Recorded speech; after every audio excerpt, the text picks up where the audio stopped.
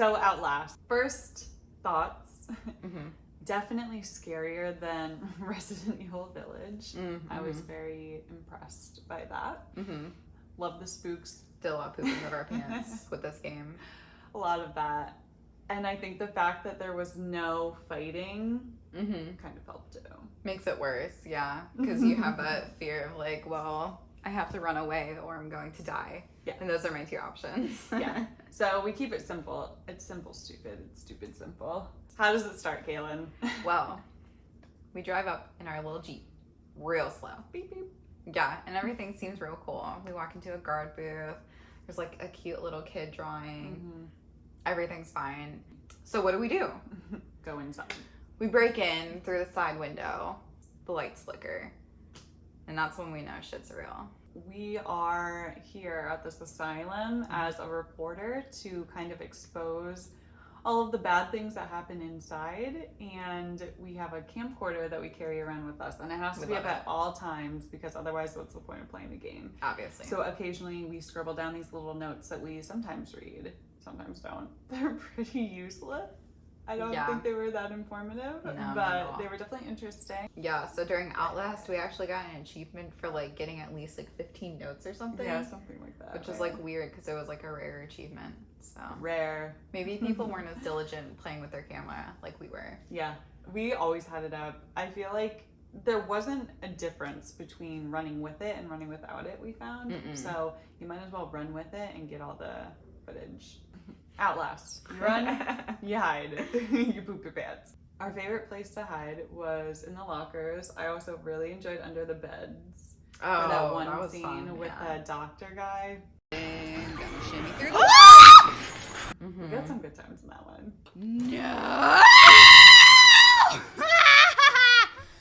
No! But I was also just very impressed by your locker skills, especially at the very beginning when we like didn't even know what was happening.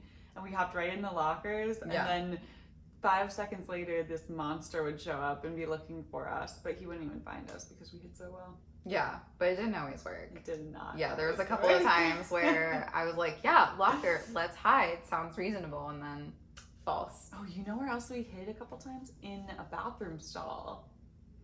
Yeah, but that also didn't always work. That didn't work, especially for the wall rider. Or especially when you leave the bathroom stall and then the guy just shows up into the room. I like the hiding. Very suspenseful. Also love how convenient that there's so many lockers and like how they're just conveniently like the size of our body. And then sometimes there's like the one locker. So sometimes they'll have like a whole row of lockers, right? And then they'll have like one locker occasionally. Because you need just that one. You don't need any other ones. Yeah. I'll talk about batteries and how I accidentally would use them all. Just like I used to use all the chem fluid and like the health aid stuff in Resident Evil. Only because it was the most convenient button to press and I would always just press it. Yeah. But I think that's why they picked that one. But the better question is, why don't all games have the same buttons? Because left bumper to run... Who came up with that? Who thought that was a good idea? Where did that come from? It doesn't make any sense. I can't. We had to like relearn all the buttons every single time. Yeah. But batteries. Let me tell you, I don't care if I was getting chased by the big guy, by Harry and David, by a doctor. Doesn't matter. I would stop what I was doing and pick up those goddamn batteries. She'll be like mid-scream, like freaking out, and after, oh my god, a battery! Yeah. Like I'll everything's fine. Oh, battery. Okay, let's go. That was the whole game. Yeah, it really was. Yeah. Finding batteries, running, hiding, screaming. And then we get to the end of the game and we meet the doctor behind everything, as well as the wall rider, the infamous wall rider. That was wild. And then the end of the game happens. And how did you feel about that? Horrible. Yeah. It was so stupid. Oh my god. I don't even want to remember it. Yeah. It was bad. If you haven't seen the end of the game, go watch our previous video. And then you can comment below and tell us how you felt about it. But we didn't like it. We did not. Bad. Which is why we were so happy to play the downloadable content whistleblower right after. So that was really good to like dive right into because we were so disappointed with how the original game ending. We were like, we can't leave it like this. Like there has to be something better. And we found it. Mm-hmm. It was the whistleblower. So we actually thought that the whistleblower DLC content was really cool because we get to play as the IT guy who actually sends the email to the reporter that you play as in Outlast 1. Yeah. So it was really cool to actually like play the backstory, and then we kind of get to see how things get kicked off and what's actually like going on behind the scenes and why we're there. Yeah.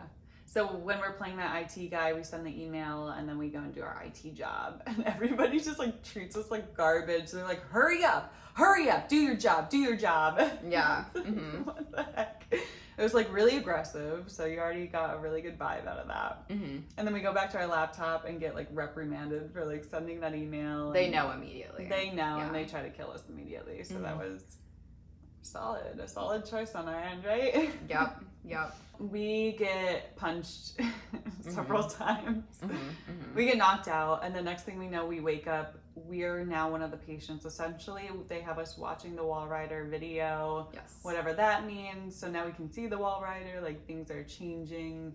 Our vision's now like messed up. We can see all the dust in the air. Like, I still don't know what that was about. Yeah, not quite sure.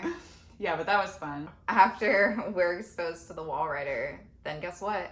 Our new objective is to get out. Get out. And that is what we proceed to do. Objective, get out of the asylum. Oh, okay. I'll be all over that. Mm-hmm. But What's then, new? But then it like promptly changes. Get to the male ward, to get here, go outside, go to the first floor of the male ward, blah, blah, blah, blah, blah. It's the whole game. Mm-hmm. Same. But it was really good.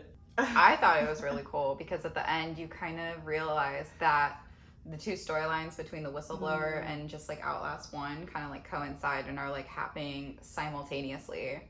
So I thought that was really neat to kind of see like what we did in Outlast as like an outside perspective as like the whistleblower person. Absolutely.